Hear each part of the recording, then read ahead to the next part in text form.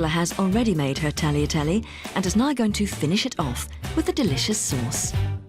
So the first thing I need to do for my pasta sauce is get my butter, bacon and cream. And you can get it all out at once because it's such a quick sauce. That's the beauty of it. It's not going to take any time at all.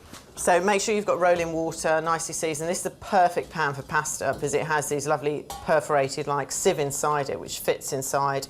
Put your pasta in and you drain it automatically without having to sort of fanny around with all those, you know, pans and all the rest of it.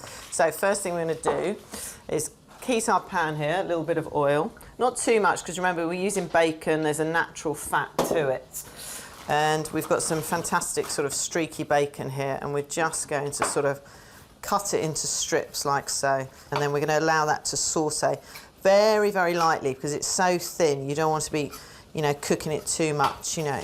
So a little bit of bacon in like that. And this was the other thing that I always loved about my grandmother. My Aunt Viv has the same habit. There was always things like these little sauces tucked away in the fridge. They'd never ever sort of waste anything. Again, from the region we're from, which is near Bologna, which is essentially the home of the pig. You know, you couldn't get better tasting sort of bacon and fat and pork. So we're just going to lightly crush the garlic as well. Not crush it too much because I sort of want that bite of the bacon and just let it sort of lightly saute there. I'm just going to move that off the heat while I prepare the mushrooms there. The beauty of a dish like this is that everyone always has things in their fridge. You might not have, you know, in-season girolles, fair enough, but you're always going to have mushrooms. Most people have a bit of bacon in their fridge. You might not have parsley, but, you know, you can adapt and you just sort of use all these different items in the dish. In this house we've always got so much sort of dried pasta like fusilli and all this sort of stuff because it's always there. And I get obsessive that we have overstock and I start becoming a chef and going, too much stuff in this house, get rid of it all.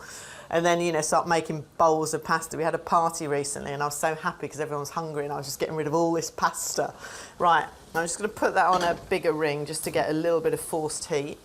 Make sure this is boiling and then we're going to put the fresh pasta straight down. So go straight in like this. Give it a little bit of a stir just as soon as it goes in because it is fresh like that.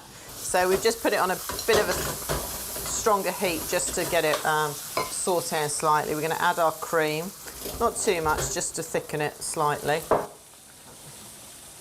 We don't want it too reduced. We're going to drain our pasta. Oh, you see, look at that. So it's lovely, beautiful. And there is that old wives' tale that you would add a little bit of pasta water, but because we've got the cream, I'm just going to put that straight in there, like so. My grandmother just had a pan and a, you know, and herself to do it. And, you know, she was incredible, the amount of food she made.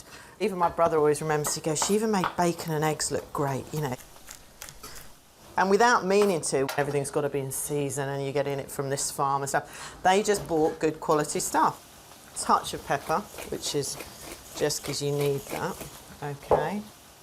And then this, and then beautifully straight in. And the thing is also the mistake everyone used to always make as when the English started making pastas, they'd sort of do the pasta and then put the sauce on top at the end, you know, if you remember those old 70s pictures.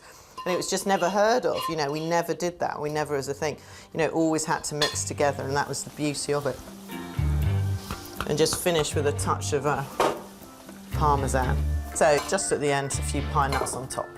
It's a perfect sort of midweek supper, really easy to make. And very good as well. I mean, really good actually.